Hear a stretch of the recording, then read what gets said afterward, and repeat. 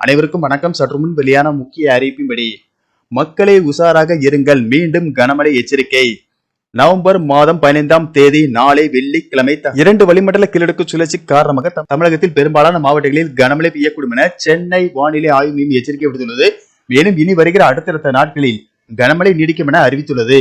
இதில் குறிப்பாக எந்தெந்த மாவட்டங்களில் கனமழை பெய்யக்கூடும் என்பதை பற்றியும், மேலும் பள்ளி கல்லூரிகளுக்கு விடுமுறை விடப்படுமா என்பதை பற்றி இந்த வீடியோல பார்க்க போறோம். வீடியோவை ஸ்கிப் பண்ணாம பாருங்க. வீடியோக்குள்ள போறதுக்கு முன்னாடி இந்த வீடியோக்கு ஒரு லைக் பட்டனை பிரஸ் பண்ணிக்கோங்க. வாங்க வீடியோக்குள்ள போகலாம்.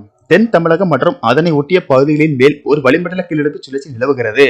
லட்சத்தீவு மற்றும் அதனை ஒட்டிய தென்கிழக்கு அரபிக்கடல் பகுதிகளின் மேல் ஒரு வளிமண்டல கீழடுக்கு சுழற்சி நிலவுகிறது. இதன் காரணமாக தமிழகத்தில் அநேக இடங்களிலும் புதுவை மற்றும் காரைக்கால் பகுதிகளிலும் இடி மின்னலுடன் கூடிய லேசானது முதல் மிதமான மழை பெய்யக்கூடும் என்றும், குறிப்பாக கன்னியாகுமரி, திருநெல்வேலி, தூத்துக்குடி, ராமநாதபுரம், தென்காசி, விருதுநகர், மதுரை, சிவகங்கை, புதுக்கோட்டை, தஞ்சாவூர், திருவாரூர், நாகப்பட்டினம், மயிலாடுதுறை, கடலூர், தேனி, திண்டுக்கல், திருப்பூர், கோயம்புத்தூர், நீலகிரி மாவட்டங்கள் மற்றும் காரைக்கால் பகுதிகளில் கனமழை பெய்ய வாய்ப்புள்ளது. நவம்பர் 15ஆம் தேதி 7 மாவட்டங்களில் கனமழை பெய்யக்கூடும் என்றும், அதன்படி ராமநாதபுரம், புதுக்கோட்டை, தஞ்சாவூர், திருவாரூர், நாகப்பட்டினம், மயிலாடுதுறை, கடலூர் மாவட்டங்கள் மற்றும் காரைக்கால் பகுதிகளில் கனமழை பெய்ய வாய்ப்புள்ளது.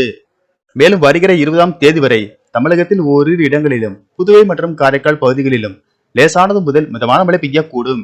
மேலும் நவம்பர் 15ஆம் தேதி ராமநாதபுரம், புதுக்கோட்டை, தஞ்சாவூர், திருவாரூர், நாகப்பட்டினம், மயிலாடுதுறை, கடலூர் மற்றும் காரைக்கால் பகுதிகளில் கனமழை பெய்யக்கூடும் என்பதால் மழையின் தீவிரத்தை பொறுத்து அந்தந்த மாவட்ட ஆட்சியர்கள் பள்ளி கல்லூரிகளுக்கு விடுமுறை அறிவிப்பார்கள் என கூறப்படுகிறது.